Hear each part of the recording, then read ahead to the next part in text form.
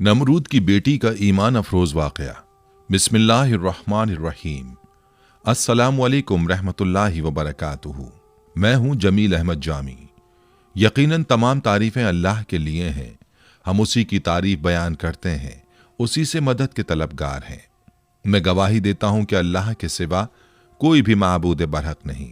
नाज़रीन, नमरूद दुनिया का वो वाहिद बादशाह था जिसने पूरी दुनिया पर हुकूमत की थी। ये काफिर था और जिना ज्यादा था। ये वो पहला शख्स था जिसने अपने सर पर ताज रखा था और खुल्लम खुल्ला खुदाई का दावा किया था। नमरूद के दौर में हज़रत इब्राहीम अलैहिस्सलाम मबूस बा रिसालत हुए और हज़रत इब्राहीम अलैहिस्सलाम ने ही नमरूद के बुतों को तोड़ा, जिसकी वजह से नमरूद ने हज़रत इब्राहीम अलैहिस्सलाम को आग में फेंका। जब आग बहुक्म खुदा हज़रत इब्राहीम अलैहिस्सलाम के लिए गुलजार बन गई तो उस वक्त चंद गिने चुने लोगों में से नमरूद की बेटी भी आप पर ईमान ले आई।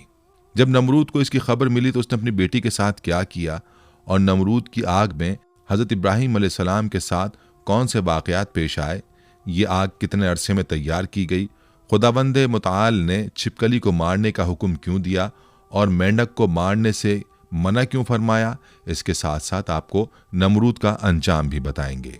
वीडियो में आगे चलने से पहले आपसे गुजारिश है कि वीडियो को स्किप किए बगैर आखिर तक जरूर देखिएगा, और अगर आप हमारे चैनल पर नए हैं तो सबसे पहले हमारे चैनल को सब्सक्राइब कर लें। नाजरीन, नमरूद बड़े तनतने का बादशाह था। सबसे पहले इसने अपने सर पर ताज शाही रखा और खुदाई का दावा किया।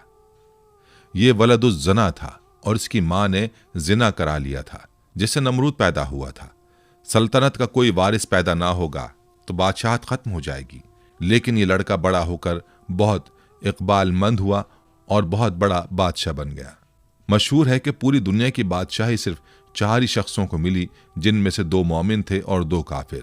हज़रत सुलेमान अलैहिस्सलाम और हज़रत जुल्करनैन तो साहिब ईमान थे और नमरूद बख्त नसर ये दोनों काफिर थे। नमरूद ने अपनी सल्तनत भर में ये कानून नाफिज कर दिया था कि उसने खुराक की तमाम चीज़ों को अपनी तहवील में ले लिया था। सिर्फ उन्हीं लोगों को खुराक का सामान दिया करता था जो लोग उसकी खुदाई को तस्लीम करते थे। चुनाचे एक मरतबा हज़रत इब्राहीम अलैहिस्सलाम उसके दरबार में गल्ला लेने के लिए तशरीफ़ ले गए तो उस खबीस ने कहा कि पहले तुम मुझको अपना खुदा तस्लीम करो, तभी मैं तुमको गल्ला दूंगा। हज़रत इब्राहीम अलैहिस्सलाम ने भरे दरबार में अलल ऐलान फरमा दिया कि तू झूठा है और मैं सिर्फ एक खुदा का परस्तार हूँ जो वादहू ला शरीक लहू है।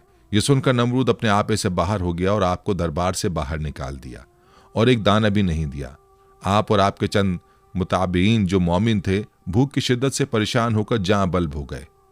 उस वक्त आप एक थैला लेकर एक टीले के पास तशरीफ ले गए और थैले में रेत भर कर लाए और खुदावंद कुद्दूस से दुआ मांगी तो वो रेत आटा बन गई और आपने उसको अपने मुताबिईन को खिलाया और खुद भी खाया।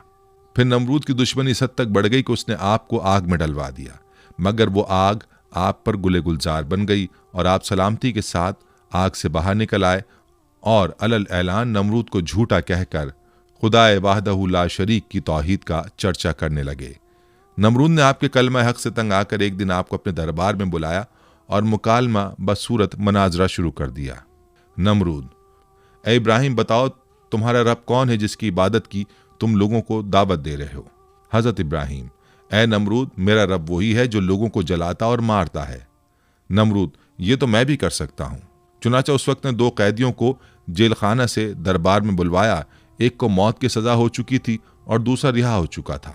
नमरूद ने फांसी पाने वाले को तो छोड़ दिया और बेकसूर को फांसी दे दी और बोला कि देख लो, जो मुर्दा था मैंने उसको जला दिया और जो जिंदा था मैंने उसको मुर्दा कर दिया। हजरत इब्राहीम अलैहिस्सलाम ने समझ लिया कि नमरूद बिल्कुल ही अहमक और निहायत ही घामड़ आदमी है, जो जलाने और मारने का मतलब ये समझ बैठा। इसलिए आपने उसके सामने एक दूसरी बहुत ही वाज़ेह और रोशन दलील पेश फरमाई। चुनांचे आपने फरमाया, ए नमरूद, मेरा रब वही है जो सूरज को मशरिक से निकालता है। अगर तो खुदा है तो एक दिन सूरज को मगरिब से निकाल दे।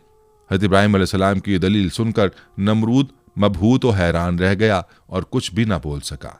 इस तरह यह मुनाजरा ख़त्म हो गया और हज़रत इब्राहीम अलैहिस्सलाम इस मुनाजरे में फ़तहमंद होकर दरबार से बाहर तशरीफ़ लाए और तौहीद इलाही का वाज अलल ऐलान फरमाना शुरू कर दिया। कुरान मजीद ने इस मनाजरे की रुदाद इन लफ्ज़ों में बयान फरमाई कि ए महबूब, क्या तुमने न देखा था उसे जो इब्राहिम से झगड़ा उसके रब के बारे में, इस पर कि अल्लाह ने उसे बादशाही दी, जबकि इब्राहिम ने कहा कि मेरा रब वो है कि जलाता है और मारता है। बोला, मैं जलाता और मारता हूं। इब्राहिम ने फरमाया, तो अल्लाह तो सूरज को लाता है पूरब से, तू पश्चिम से ले आ। तो होश उड़ गए काफिर के, और अल्लाह राह नहीं दिखलाता जालिमों को। हज़रत इब्राहिम अलैहिस्सलाम खुदाबंद की तौहीद के ऐलान पर पहाड़ की तरह कायम रहे, न कि नमरूद की बेशुमार फौजों से गायब हुए, न उसके जुल्म व जबर से मरूब हुए, बल्कि उस जालिम ने आपको आग के शोलों में डलवा दिया। उस वक्त भी आपके पाए अज़्म व इस्तक़लाल में बाल बराबर लग़ज़िश नहीं हुई और आप बराबर नाराए तौहीद बुलंद करते रहे। फिर उस बेरहम ने आप पर दाना पानी बंद कर दिया। इस पर भी आपके अज़्म व इस्तक़ामत में जर्रा बराबर फर्क नहीं आया। फिर उसने आपको मनाजरे का चैलेंज दिया और दरबार शाही में तलब किया ताकि शाही रोब व दाब दिखाकर आप अलैहिस्सलाम को मरूब कर दे, लेकिन आपने बिल्कुल बेखौफ होकर मनाजरे का चैलेंज कबूल फरमा लिया और दरबार शाही में पहुंचकर ऐसी मजबूत और दंदान शिकन दलील पेश फरमाई कि नमरूद के होश उड़ गए और वो हक्का बक्का होकर लाजवाब और खामोश हो गया, और भरे दरबार में उस कलमा हक की तजल्ली हो गई। बिलाखिर हजरत इब्राहिम अलैहिस्सलाम की सदाकत और हक्कानियत का परचम सर बुलंद हो गया और नमरूद एक मच्छर जैसी हकीर मखलूक से हलाक कर दिया गया। हजरत इब्राहिम अलैहिस्सलाम को आग में फेंकने का वाक़या मुफस्सिरीन ने इस तरह बयान किया है कि ईद के दिन कौम के लोगों ने हजरत इब्राहिम अलैहिस्सलाम को भी शहर से बाहर मेले में चलने की दावत दी, लेकिन उन्होंने तबीयत की खराबी का कहकर जाने से माजत कर ली। दरहकीकत वो ऐसे ही मौके की तलाश में थे। चुनांचे जब पूरी कौम मेले में शिरकत के लिए चली गई तो हजरत इब्राहिम अलैहिस्सलाम एक कुल्हाड़ा लेकर बुतखाने में दाखिल हुए। उनमें से अक्सर उनके बाप आजर के हाथों से तराशे हुए थे।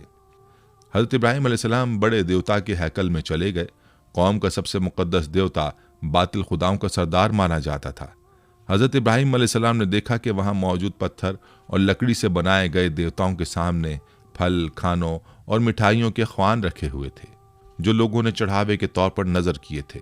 हजरत इब्राहिम अलैहिस्सलाम ने उन मूर्तियों को मुखातिब करके कहा, ये सब तुम्हारे लिए रखा है, तुम खाते क्यों नहीं? हजरत इब्राहिम ने दोबारा फरमाया, मैं तुमसे मुखातिब हूँ, तुम मेरी बात क्यों नहीं सुनते, मेरी बात का जवाब क्यों नहीं देते?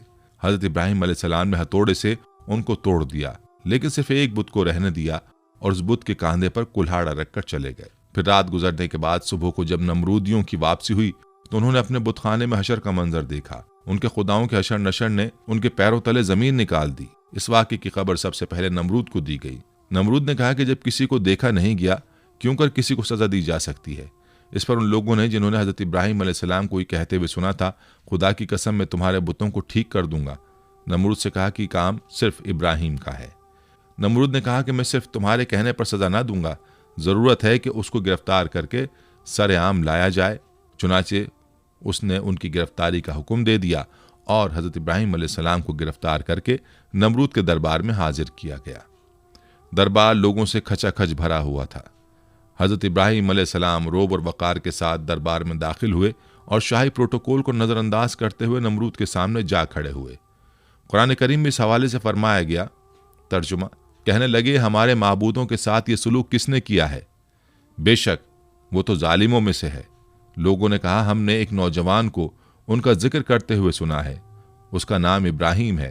वो बोले कि उसे लोगों के सामने लाओ ताकि वो गवाह रहें।